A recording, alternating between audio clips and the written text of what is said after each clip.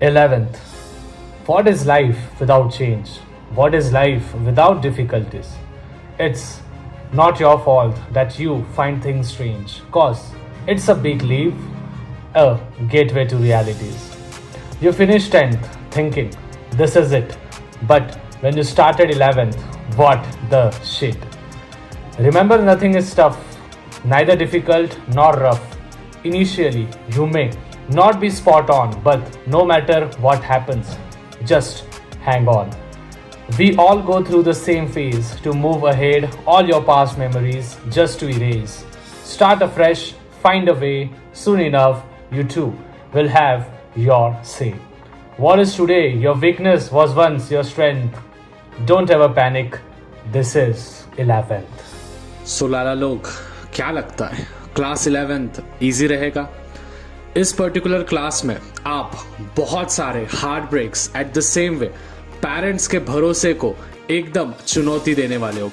बहुत सारी चीजें आप ऐसे फेस करोगे जब आपको लगेगा कि यार this is not made for me, ये चीज मेरे लिए नहीं बनी है, बट स्टिल आपको वो चीजें अचीव करनी पड़ेगी living behind all the odds. Living behind all the odds का अर्थ ये होता है स्टूडेंट्स कि भले ही सोसाइटी या फिर आपके घर वाले या फिर आपके दोस्त या फिर आपके रिश्तेदार कितने भी आप पे डाउट फील करे या फिर कितने भी आप पे डाउट्स ले, but still you are going forward. आप स्टेप एक बाय एक स्टेप आप लेते जा रहे हो और धीरे धीरे अपने जो भी ठराविक गोल है, जो भी गोल्स आप सभी ने डिसाइड किए हैं, उन गोल्स को धीरे धीरे अचीव कर रहे हो।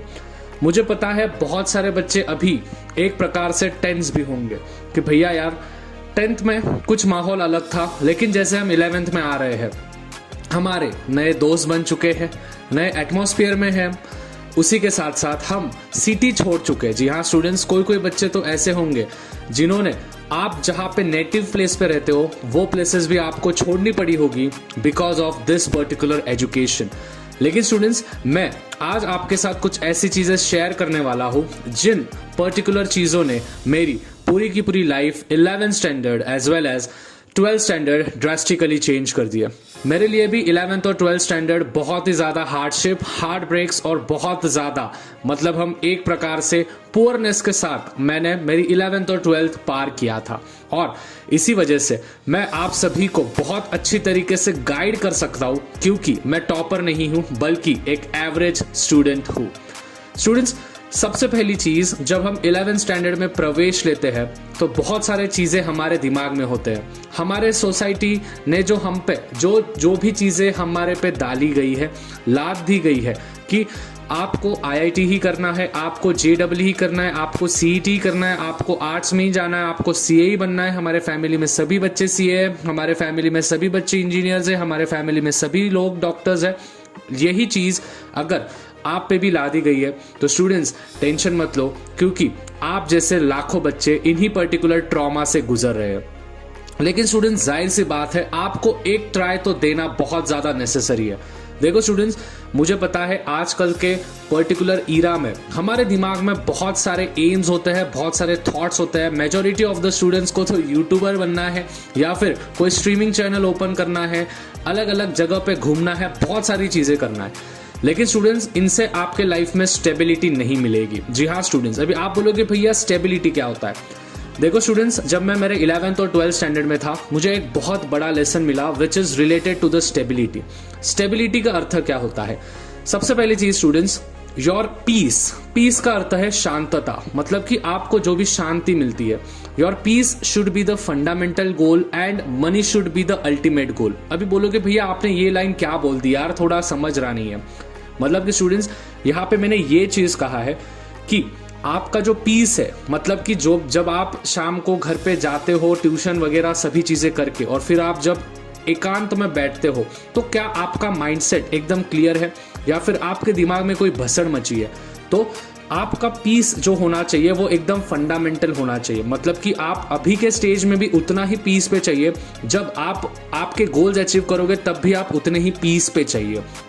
उसको हम कहते हैं as a fundamental goal. And what is should be your ultimate goal? देखो स्टूडेंट्स, आप मानो या ना मानो, बट आप अगर स्टडी कर रहे हो या फिर आपके पेरेंट्स इतने पैसे आपके एजुकेशन में लगा रहे हैं, तो सबसे बड़ा रीजन यही है कि उनको उसका रिटर्न चाहिए। रिटर्न इन द सेंस कि उनको उनका return in the form of money, in the form of lifestyle, in the form of respect में चाहिए। तो जाहिर सी बात है स्टूडेंट्स, आप सभी जन at the end of the day आप सभी जन मनी पे ही रिलाई करोगे। तो ये चीज दिमाग में डाल के रखना है कि money should be the ultimate गोल, और आप किस प्रकार से सोसाइटी में अच्छी वैल्यू ऐड कर सकते हो जिससे कि लोग आपको अच्छे से पैसे दे सकते हैं, अच्छी ट्रीटमेंट का आपको उसका मुकाबला मिल रहा है, उसको हम कहते हैं एज अ अल्टीमेट गोल।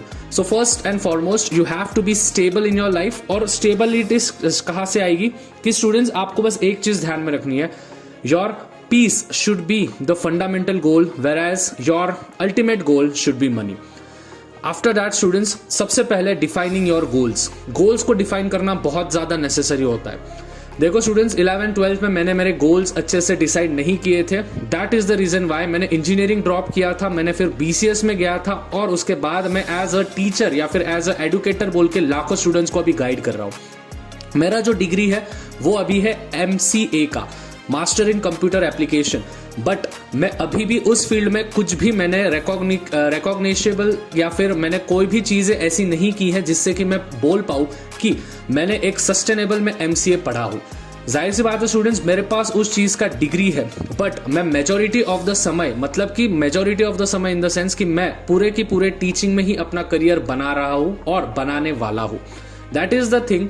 लेकिन स्टूडेंट्स, अगर मैं पहले से ही फोकस रहता कि हाँ भाई मुझे टीचर ही बनना है, मेरे अंदर ये क्वालिटीज है, तो मैं आज जिस पोजीशन पे हूँ उससे कहीं और एक अगली स्टेप पे मैं रहता। तो सबसे पहली चीज कि आपको आपका गोल्स डिफाइन करना है कि क्या आपको सही में इंजीनियर बनना है, क्या आपको सही में डॉक्टर बनना है। और अगर आपको चीजें नहीं पता होगी तो आपको एक चीज के बारे में पैशनेट होना है। अभी आप बोलोगे भैया हम अपना पैशन कैसे ढूंढे?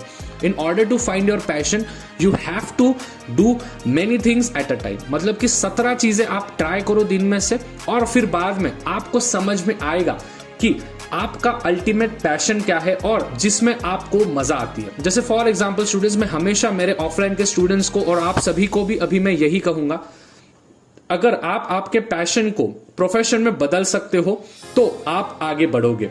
मतलब कि turning your passion into profession, that is the main thing.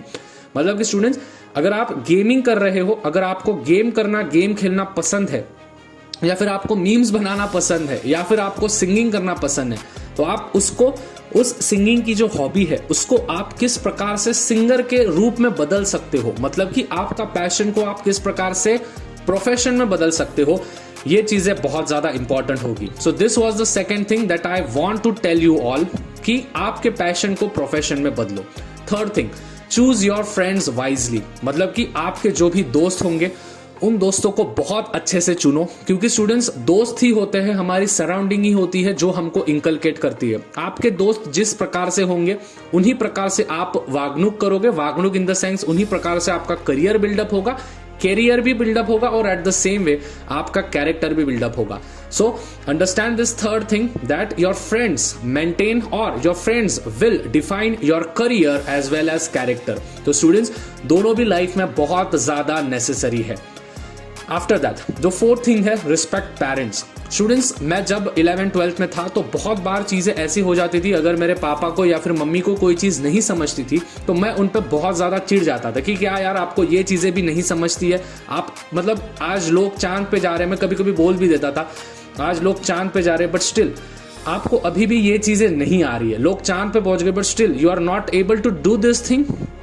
लेकिन स्टूडेंट्स, ये चीज भूलो मत कि आपके पेरेंट्स ने ही आपको पहला पाव कैसे रखना है, कैसे चलना है, कैसे क्रॉल करना है, किस प्रकार से खाना है, किस प्रकार से पीना है, किस प्रकार से लोगों के साथ बर्ताव करना है, ये सभी चीजें आपके पेरेंट्स ने सिखाई थी।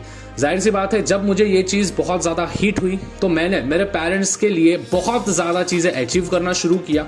और पेरेंट्स के अलावा और टीचर्स के अलावा आपका कोई भी भला नहीं चाहता है, ये चीजें ध्यान में रखना। मतलब कि पेरेंट्स एंड टीचर्स, यही दोनों लोग आपका भला चाहते हैं, बाकी के ना ही कोई आपका भला चाहेगा। अगर आप ऊपर बढ़ते रहे तो आपके नीचे से पैर खींचने के लिए 10 लोग तैयार होंगे, लेकिन बस 2 ही इंसान आपके साथ हमेशा खड़े रहेंगे, वो है आपके मम्मी पापा, आपके पेरेंट्स दैट इज, और आपके टीचर्स जो हमेशा चाहेंगे कि आप उनसे एक स्टेप आगे रहे। तो स्टूडेंट्स, ये 4 चीजों ने मेरी लाइफ बहुत ही ज्यादा ड्रास्टिकली चेंज कर दी थी। स्टूडेंट्स, आपको क्या लगता है, आपके क्या क्या ट्रॉमास हैं 11th स्टैंडर्ड को लेके, क्या क्या चीजें आपको फील होती है, जरूर मुझे नीचे कमेंट्स में बताना है। और जो लोग इस वीडियो को एंड तक देख रहे हैं और 11th स्टैंडर्ड को लग रहा है कि भाई 11th स्टैंडर्ड में हमारा कुछ नहीं हो सकता है, स्टूडेंट्स आपके भैया आपके साथ है। नीचे डिस्क्रिप्शन में लिंक दी है एक नए चैनल की, उस चैनल के लिंक पे आप क्लिक कर सकते हो और लाइव सेशंस में वहां पे ले रहा हूं 11th स्टैंडर्ड के साइंस फील्ड का, तो आप वो लिंक जरूर चेक कर सकते हो। इसी के साथ स्टूडेंट्स स्टे ट्यून, और चैनल पर नहीं होंगे तो चैनल को सब्सक्राइब करना है, बेल आइकन को प्रेस करके रखना है, क्योंकि स्टूडेंट्स ऐसे वीडियोस मिलते नहीं है, मिलते हैं